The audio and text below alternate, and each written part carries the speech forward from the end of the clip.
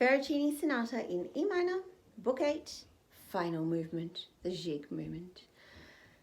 Hang on, Veracini Gigue. That rings a bell. Oh, it's because we've already played a Gigue by Veracini, right? Remember this?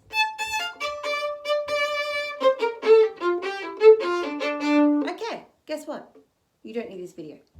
Okay, so there are a few differences, but the first best thing you can do is play Veracini Gigue from Book 5 with your best technique, with your best at the heel, at the balance point, with the right arm, with the elbow bouncing a basketball, with awesome intonation and very crispy semiquavers, because that's going to pay huge dividends into this Gigue, which is also triplet compound rhythm, 6/8, not 12/8, but 6/8, similar feeling.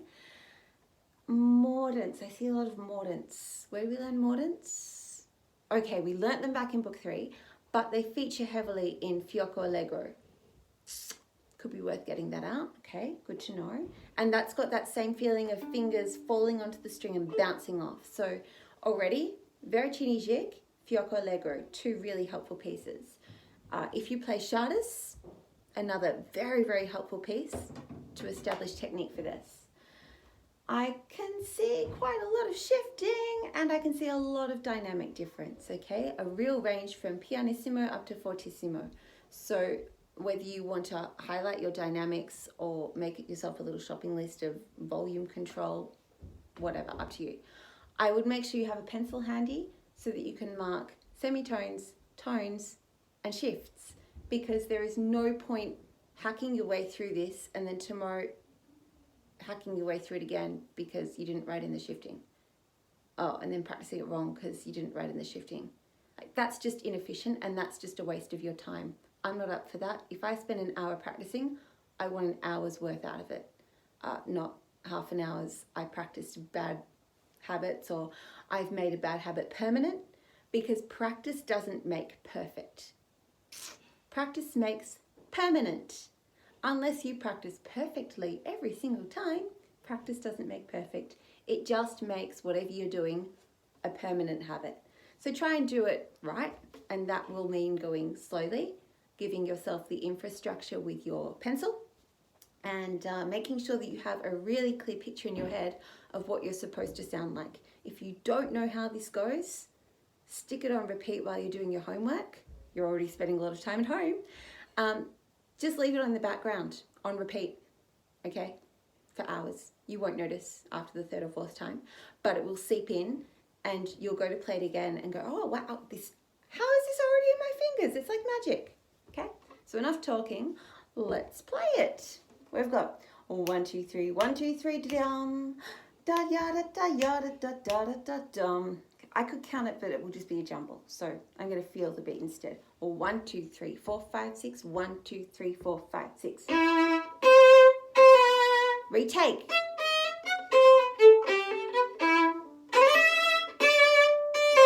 Retake.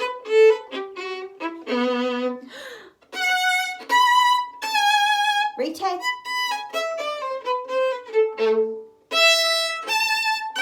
Retake. Okay, that's enough. That's heaps. Let's play that much again. I need to tighten my bow a little bit because I screeched a couple times. The retaking. Oh, we learned how to do that in Song of the Wind. We learned how to do this type of retaking, really, in Bach A minor in Book 7 in the third movement, right?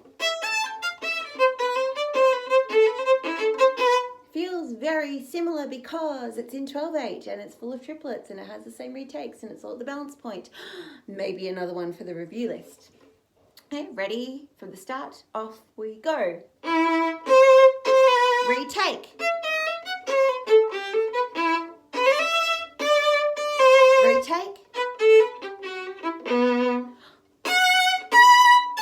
Retake.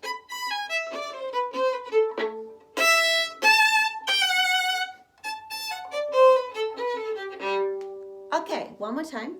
I'm going to ask you to think this time about your levels as your bow is crossing, because things like you have to, on the A, you change the angle of your bow. You don't play, right? Cross, as you lift and lose contact with the string. When you don't have the friction of the string, it's a lot easier to cross angles, but you've got to know about it before it's happening. Okay, so one more time at a moderate tempo. Feel free to tell me to shut up or pause this video and play even slower without me if you want to just experience exactly what range of motion your right arm's going to go through. Ready, and retake.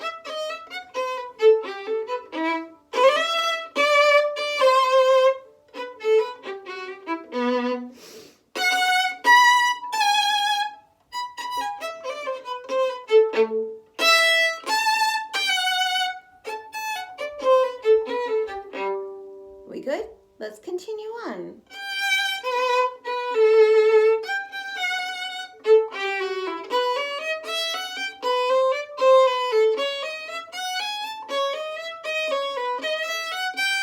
Good.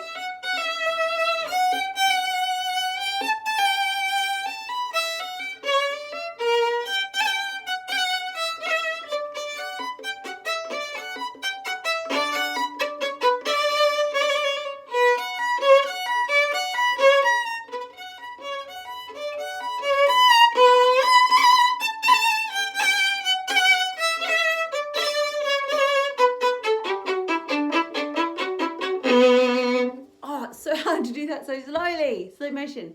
The bow technique gets easier as you pick up confidence and gain competence in your left hand. So let's play again from yada yada at bar 17, the second phrase. Make sure you get a really nice shift there, okay? Because otherwise the B, got to have a twin note. Otherwise it's a crappy sound. Ready, and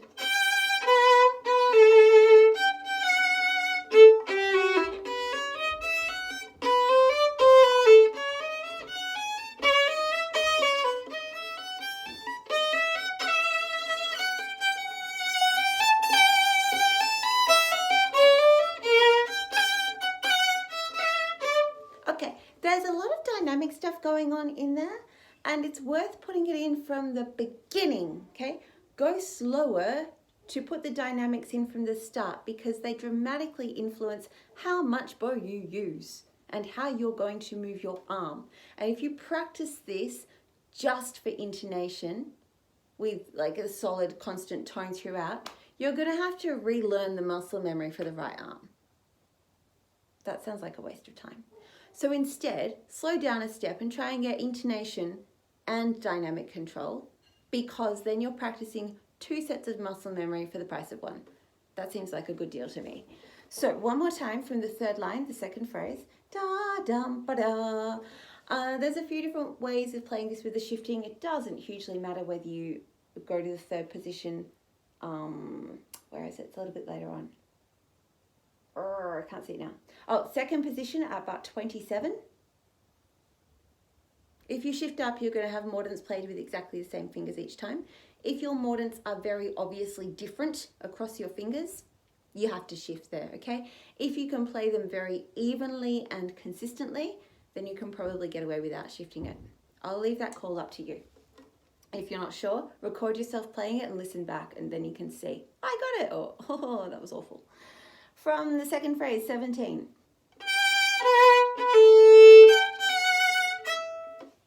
Sorry, I missed my shift.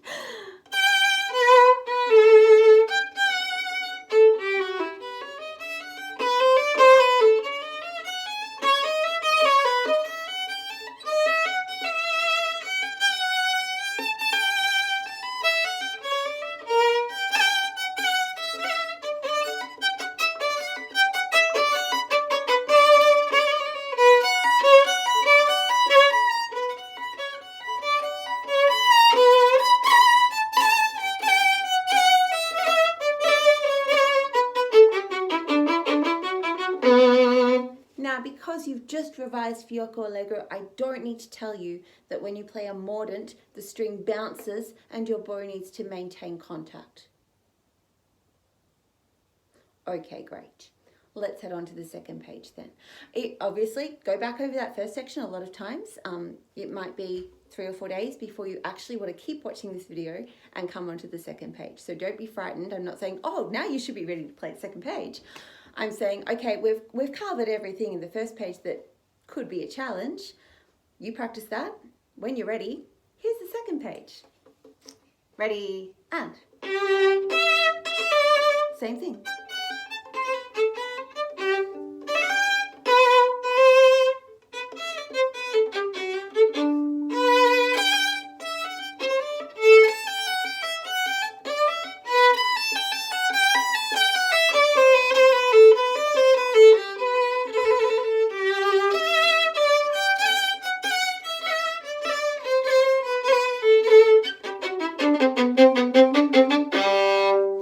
In that chunk thus far, we've really just had a rerun of the technique we've already talked about on page 1. So, if it was difficult for you, don't play it for a few more days. Just work on page 1, okay? Otherwise, you've just got more stuff that's hard, and that feels unpleasant.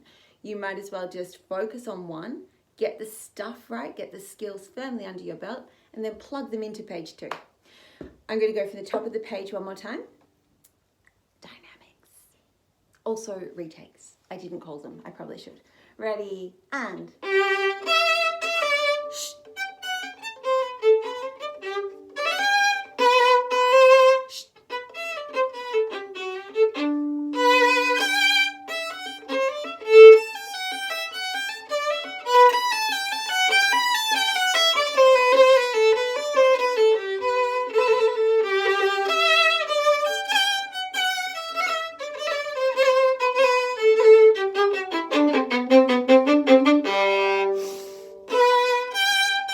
Retake.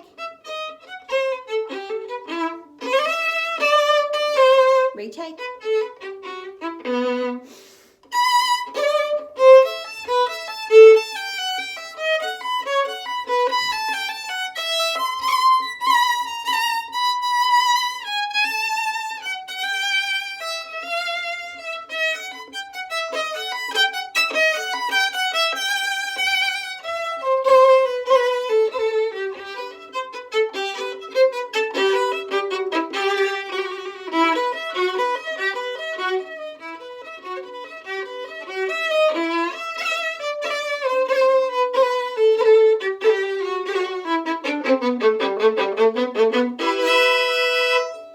And of course there's a repeat, because why not? Now, I don't feel like anything in there should be a huge booby trap. The mordents, I think, are maybe the biggest challenge, to have crispy and to make sure that your bow starts every mordent from a stopped position that articulates really well. If you practice them legato from the start, they get quite sloppy and sloshy.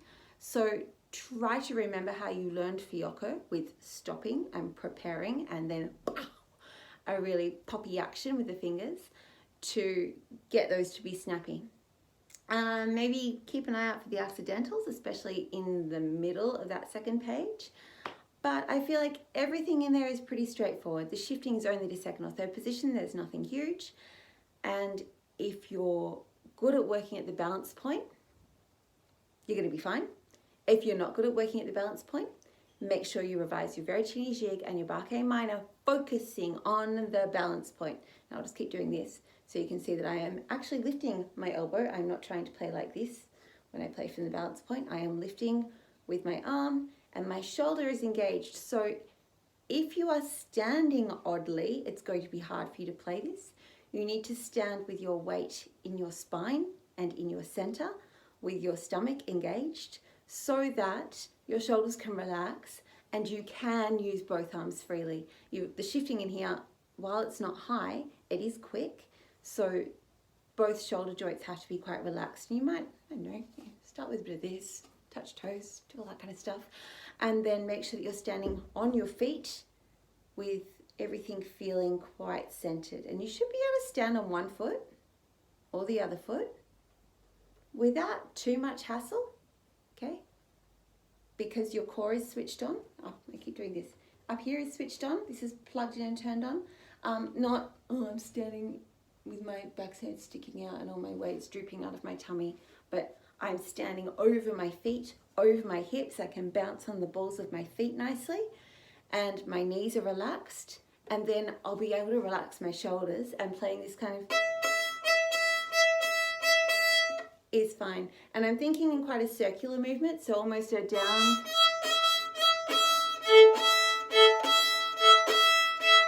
My up bows and down bows are at a slightly different angle. I'm not just soaring back and forth my violin, but as I come down,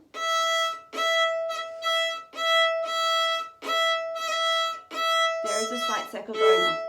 Too far. Okay, to get that tone really ringing out. And again, Bach A minor